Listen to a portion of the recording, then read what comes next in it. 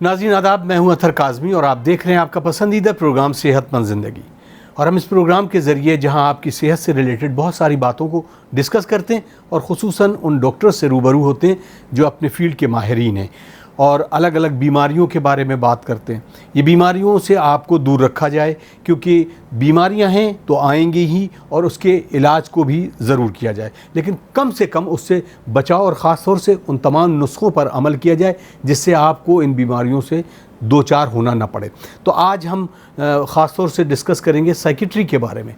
ये एक ऐसा फील्ड है कि जहाँ इंसान की जहनी अमराज को डिस्कस किया जाता है, और लेकिन हमारे माशरे में जब भी कोई शख्स अगर किसी तरह की जहनी उलझनों से दो चार होता है और वो अब सोचता भी है कि डॉक्टर को दिखाएं, तो सबसे पहले वो सोचता है कि हमारे समाज में हमें फ़ौरन ही पागल डिक्लेयर कर दिया जाएगा। क्या ये वाकई में पागलपना है या इसको कुछ और कहा जाता है? साइकेट्री के बहुत सारे चीज़ें हैं कि जो हम शायद समझ ना सकें, इसीलिए आज हमने मदू किया है। हमारी खुशनसीबी है कि हम साइकेट्री में जाने माने psychiatrist professor doctor Abbas mehndi साहब जो कि कैरियर मेडिकल कॉलेज में हैं, उनसे हम डिस्कस करेंगे इस तमाम टॉपिक पर, और ख़ास तौर से बच्चों से रिलेटेड कुछ ख़ास पहलू को डिस्कस करेंगे। आइए डॉक्टर साहब का इस्तकबाल करें और इस प्रोग्राम का आगाज़ करें। डॉक्टर साहब अस्सलाम वालेकुम। वालेकुम अस्सलाम। बहुत खैर मक़दम है आपका हमारे चैनल पर। शुक्रिया।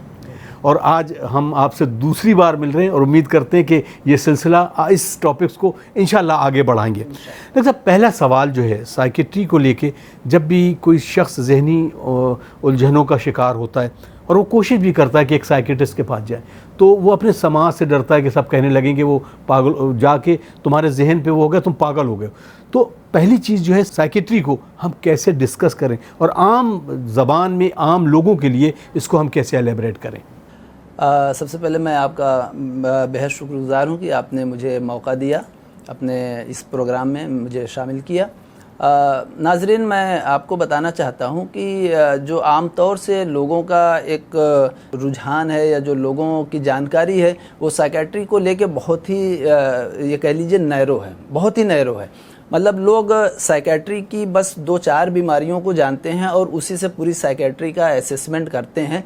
बट इफ़ आई से कि साइकेट्री आज की डेट में it is far far beyond what the normal population understand. जी, जो आम लोग समझते हैं उससे बहुत ही ज़्यादा है।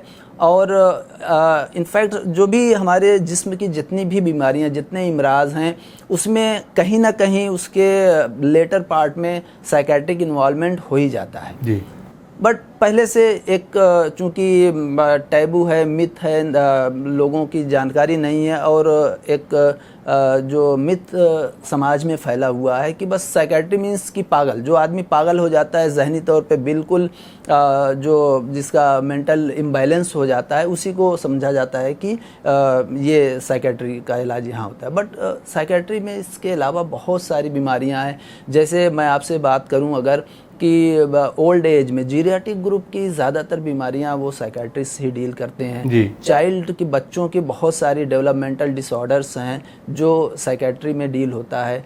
बहुत सारे नशे हैं जो साइकेट्री में डील होते हैं। इसके अलावा कुछ ऐसी बीमारियां हैं जैसे इम्पल्स कंट्रोल डिसऑर्डर कहा जाता है, और कुछ ईटिंग डिसऑर्डर्स हैं। तो ये सब आम लोगों को आमतौर से पता नहीं है। और इसी में एक डिसऑर्डर, ईटिंग डिसऑर्डर की ही कैटेगरी में एक डिसऑर्डर होता है पाइका, जो मैं समझता हूँ कि शायद बहुत कम लोगों को इसके बारे में इल्म होगा कि पाइका क्या है। और एक्चुअली इस बीमारी को ज़्यादातर लोगों ने देखा होगा। हम आप में से अगर हम देखेंगे तो हमारे घर और हमारे ख़ानदान में किसी न किसी को इस तरह की आपको सिम्टम्स मिल जाएंगे। जी। तो मैं चाहता था कि कुछ इस तरह के टॉपिक्स हैं जो लोगों को, जिस पे कम जानकारी है, उस पे हम लोग कुछ डिस्कस करें। तो शायद पाइका आपने, क्योंकि ये शायद एक ऐसा लफ्ज़ है कि शायद बहुत लोगों ने सुना ही ना हो, उसको कहते क्या है। तो मैं चाहूँगा कि इस पाइका क्या है और ये कैसे होता है। और ईटिंग की बात की तो बहुत सारी चीज़ें खाई जाती हैं, तो ये इस ईटिंग डिसऑर्डर जैसे को आपने कहा, आम ज़बान में एक आम आदमी इसको कैसे समझेगा?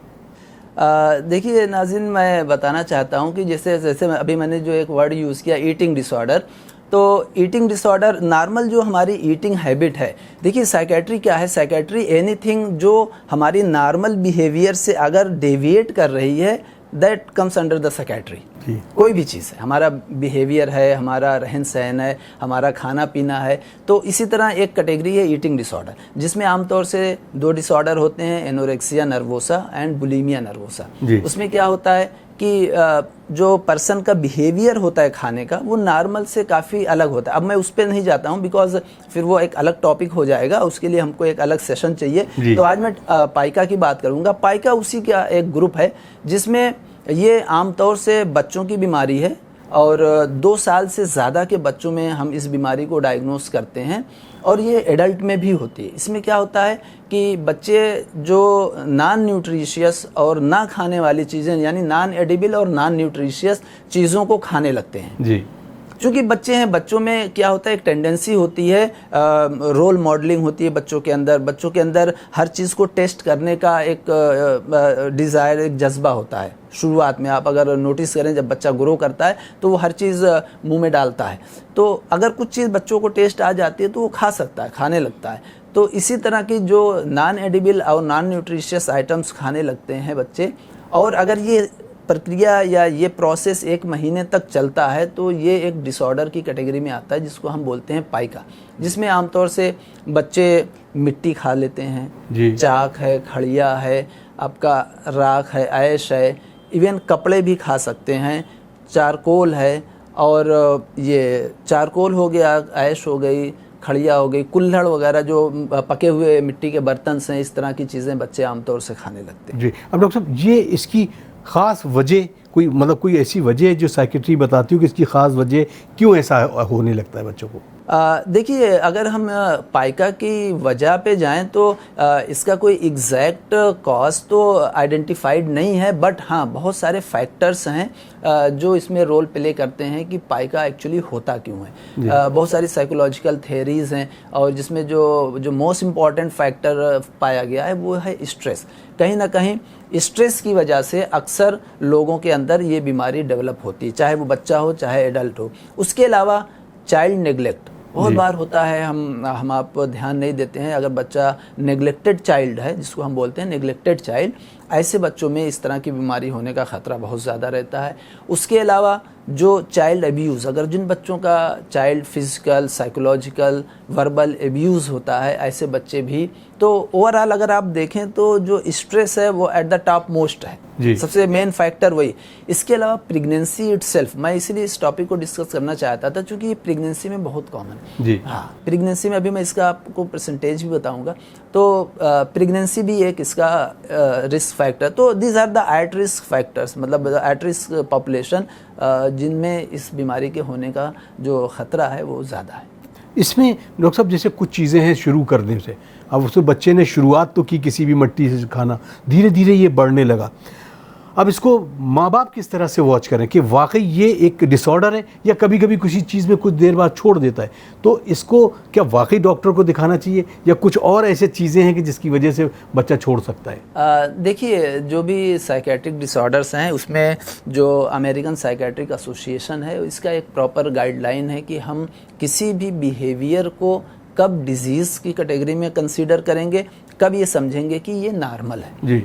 तो उसका एक fix pattern, and this is totally mathematical. बहुत ही साइकेट्रिक डिसऑर्डर्स से ये बड़े कैलकुलेटेड हैं, बहुत मैथमेटिकल हैं। तो पाइका के लिए बहुत डिफाइंड है कि अगर बच्चा कोई नॉन एडिबल आइटम्स 1 महीने के लिए अगर 1 महीने तक खा रहा है तो ये पाइका की कैटेगरी में आता है।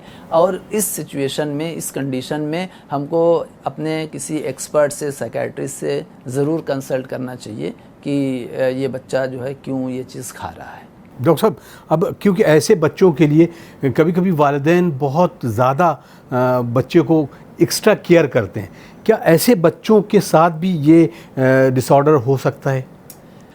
देखिए, जो एक्स्ट्रा केयर जिसको हम लोग साइकेट्रिक लैंग्वेज में ओवर पैम्परिंग बोलते हैं कि बच्चे जो ओवर पैम्पर्ड चाइल्ड होते हैं, तो उसमें पाइका के चांसेस तो कम है, ये रिस्क नहीं है उसके लिए, लेकिन उसमें दूसरे डिसऑर्डर्स होने के जो इम्कानात हैं वो ज़्यादा रहते हैं। चलिए डॉक्टर, अब इसमें बात करते हैं कि क्या ये बीमारी इलाज के ज़रिए सही की जा सकती है, और उसमें पेरेंट्स के लिए क्या रोल है? देखिए अगर हम देखें तो किसी भी बीमारी का जो इलाज होता है वो सबसे पहले हम ये देखते हैं कि इसकी क्या वजह है, क्यों हो रही है, क्योंकि अगर कोई उसकी एग्जैक्ट कोई वजह हो तो हम उसको ठीक कर सकें। तो जैसा मैंने आपको बताया कि अगर हम इसकी वजहों के बारे में जाएं तो कोई एक वजह नहीं, एग्जैक्ट वजह इसकी कोई कॉजल एसोसिएशन नहीं मिलता है। हाँ, बहुत सारे रिस्क फैक्टर्स हैं जिसको हम आइडेंटिफाई कर सकते हैं और एटलीस्ट हम उसका प्रिवेंशन कर सकते हैं। यानी जो चीज़ें मैंने बताई हैं कि जैसे बच्चे का अगर कहीं स्ट्रेस लेवल बढ़ रहा है तो अगर हम उसको कम कर सकें, बच्चा अगर कहीं उसका फिजिकल अब्यूज़ हो रहा है, वर्बल अब्यूज़ हो रहा है, चाइल्ड अब्यूज़ हो रहा है, बच्चा अगर नेगलेक्ट हो रहा है, तो ये चीज़ें हैं जिसको हम ओवरकम करके, जिसको हम करेक्ट करके इन चीज़ों से बच सकते हैं। चलिए, हमने ये बात कर ली बच्चों के बारे में। आपने भी डिस्कस किया कि प्रेगनेंसी में फीमेल के लिए भी बड़ा ये होता है कि कभी वो शुरू करती हैं और इस तरह की चीज़ें खान। क्या डॉक्टर साहब इससे चीज़ों को, बैड हैबिट में ये चीज़ें जो होती हैं इसमें जैसे सुपारी है या इस तरह की चीज़ों को भी इसमें शामिल कर सकते हैं कि इसको कहा जा सकता है? नहीं, सुपारी की अगर आप बात करेंगे तो उसको, वो तो कहीं ना कहीं एडिबल आइटम्स है, तो उसको इसके लिए शर्त यही है कि non edible and non nutritious, जिसमें कोई न्यूट्रिशन ना हो। जैसे आइस को लिया गया है, आइस को पाइका की कैटेगरी में लिया गया। अगर कोई एक्सेसिव आइस कंज्यूम कर रहा है तो दैट इज़ कंसिडर्ड एज मतलब पाइका। लेकिन एक जापान की स्टडी थी जिसमें उन्होंने तो ये भी देखा था कि अगर हम आइस ज़्यादा लेते हैं तो ब्रेन का परफ्यूजन ज़्यादा होता है और इनफैक्ट जो ब्रेन फंक्शनिंग है वो और बेटर हो जाता है ना। तो डॉक्टर साहब अब हम फीमेल की बात करें तो क्या इसमें सिर्फ बच्चे ही मुतासिर हैं या एडोलेसेंट हैं, एज में भी ये बच्चों को है, या अडल्ट हैं उनके लिए, और मेल फीमेल क्या इसमें भी कुछ फ़र्क है कि अगर जेंडर की हम बात करें? नहीं, अगर जेंडर की बात करें डेफिनेटली बच्चों में जेंडर का भी कोई ऐसी स्टडीज़ नहीं है जिसमें ये क्लियर हो कि बच्चों में कौन सा जेंडर ज़्यादा अफेक्टेड है। लेकिन अगर एडल्ट की हम बात करें तो डेफिनेटली प्रेगनेंसी में ज़्यादा कॉमन है, तो फीमेल्स इज़ मोर वल्नरेबल, मतलब फीमेल्स में चांसेस ज़्यादा हैं। और इनफैक्ट फ़ीमेल में एक स्टडी हुई है जिसमें ये पाया गया है कि 28%, 27 से 28% जो फीमेल्स हैं, प्रेग्नेंट फीमेल्स हैं, they are suffering from pica, कि मतलब उनको पाइका है। अब एक सवाल, आपने डेटा की बात की, तो हम कैसे इसको देखें? रिसर्च जो कहती है उसमें डेटा क्या है एज वाइज, और कैसे बच्चों को किस तरह के, किस एटमॉस्फेयर के बच्चों को ये चीज़ें ज़्यादा बीमारियां और जल्दी से इसको कैच करता है?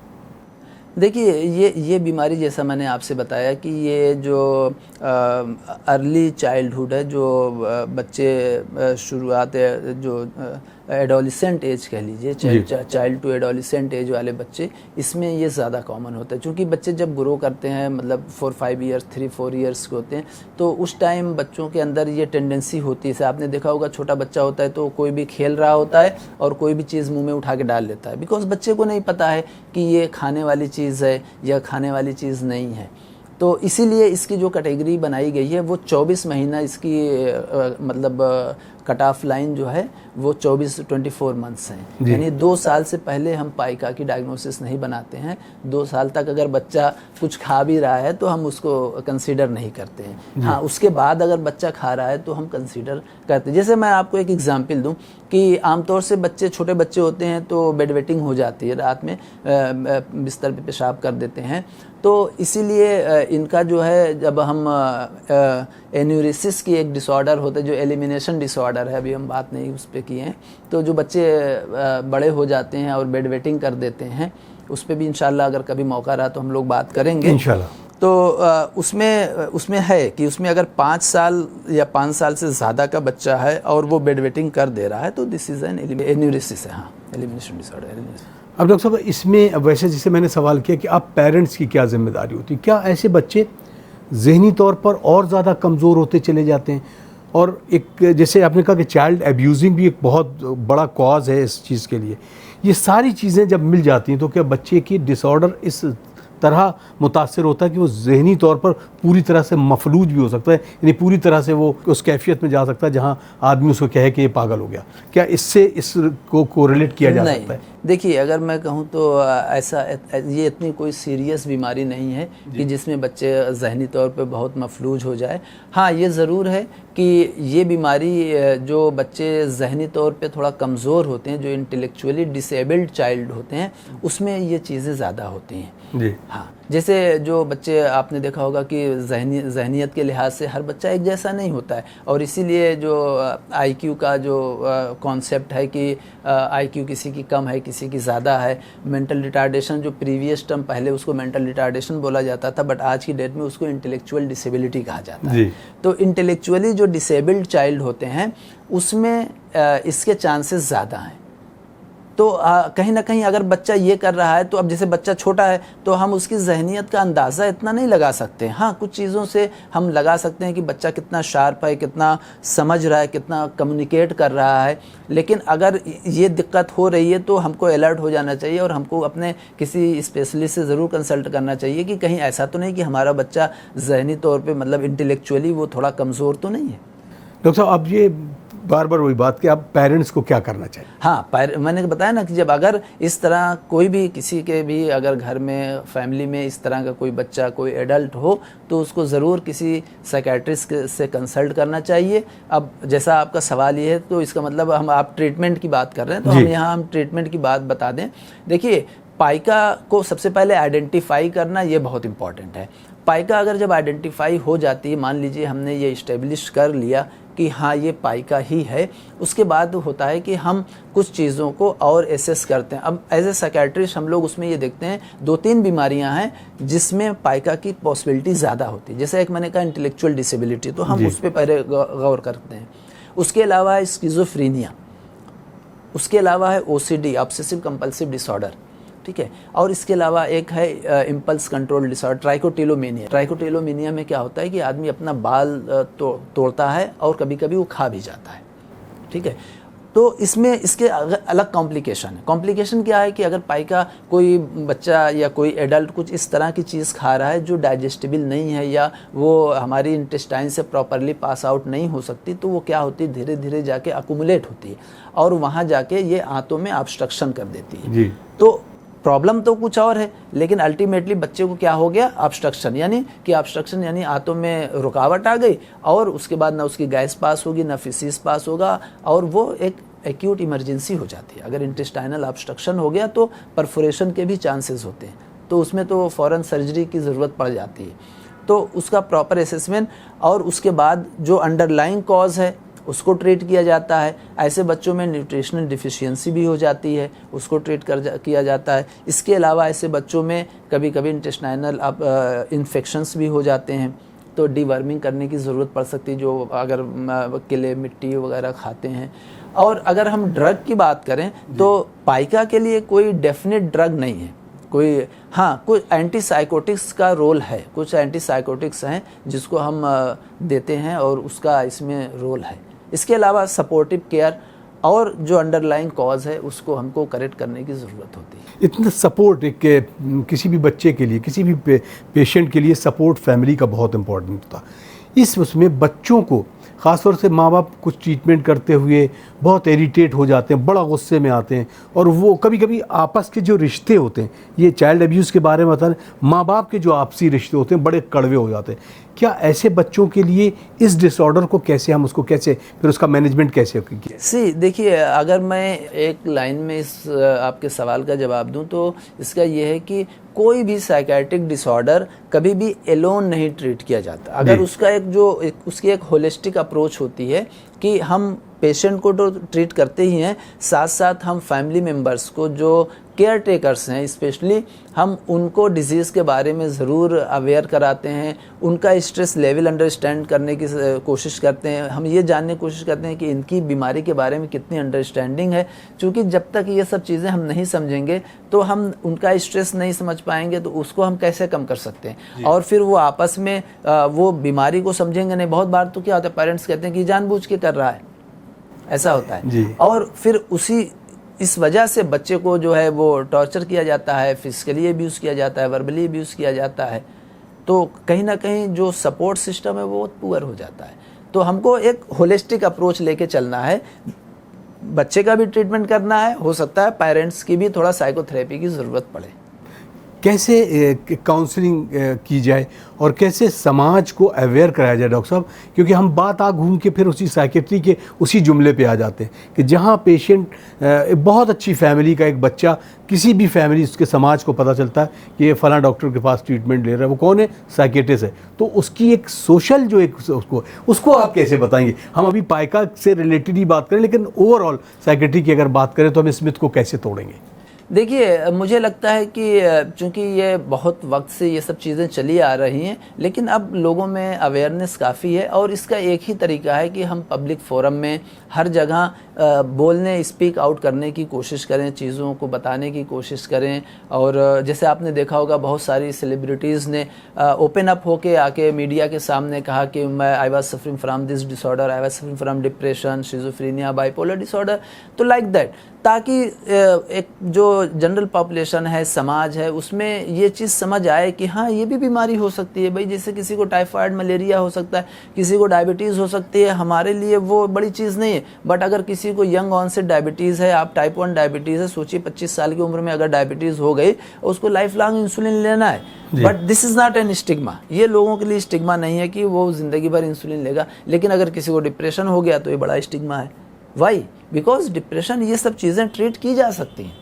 अच्छा, इसका ठीक हो जाती हैं डॉक्टर, ये पाइका का ट्रीटमेंट कितना पॉसिबल है? डॉक्टर तो बिल्कुल इजीली, लोग कैसे आप जाने कि हाँ डॉक्टर साहब जो कह रहे हैं ये वाकई पॉसिबल है, बहुत इजी बिल्कुल पॉसिबल है, बहुत इजी है। इसमें बहुत सारी दवाइयों की भी ज़रूरत नहीं होती है, इसमें ट्रीटमेंट डेफिनेटली पॉसिबल है। आपकी तरफ से कोई ख़ास मैसेज? हमारी तरफ से ख़ास मैसेज ये है कि देखिए, सबसे पहले कि मैं यही मैसेज देना चाहूँगा कि इस तरह का जहाँ भी हमको कोई भी बच्चा, कोई एडल्ट देखे, तो उसको ज़रूर ये सलाह देनी चाहिए कि वो किसी एक्सपर्ट से कंसल्ट करे, ताकि उसकी जो परेशानी है उसमें उसको कोई हल मिल सके। बहुत बहुत शुक्रिया डॉक्टर साहब, और वक्त पता ही नहीं चला, लेकिन हमारी मजबूरियां हैं क्योंकि हमें वक्त के अंदर इस प्रोग्राम को ख़त्म करना है। एक बार फिर शुक्रिया अदा करते हो, और इंशाल्लाह ये प्रोग्राम सिर्फ यही नहीं रुकेगा, बल्कि ये किस ऐसी ज़बरदस्त फील्ड है, बल्कि इस सब्जेक्ट को अगर जितना डिस्कस करें वो कम है। और हम इंशाल्लाह आपसे कोशिश करेंगे कि बहुत सारी चीज़ों को हम इंशाल्लाह इस प्रोग्राम के ज़रिए डिस्कस करेंगे। नाज़रीन, हमसे महफ़िल गुफ्तगू थे प्रोफेसर डॉक्टर अब्बास मेहंदी साहब, और जो कि जाने माने साइकेट्रिस्ट हैं, और यहाँ पर आपकी बहुत सारी चीज़ें आज जो हमने डिस्कस किया, और ख़ास तौर से बच्चों के लिए वो ईटिंग हैबिट्स जो उनके लिए बहुत नुकसानदेह है, कैसे होती है, इस पर आपने सुना। उम्मीद है कि आप इनके बताए हुए नुस्खों पर अमल ज़रूर करेंगे इंशाल्लाह। सेक्रेटरी से रिलेटेड, आपकी फ़ैमिली से रिलेटेड, आपके होने वाली फ़ैमिली के जो तमाम मसाइल हैं, उसको भी हम इंशाल्लाह डॉक्टर साहब से वक्त लेकर अगले एपिसोड में ज़रूर डिस्कस करेंगे। तब तक के लिए अपने मेज़बान अतहर काज़मी को इजाज़त दीजिए। अस्सलामु अलैकुम वरहमतुल्लाहि वबरकातुहू।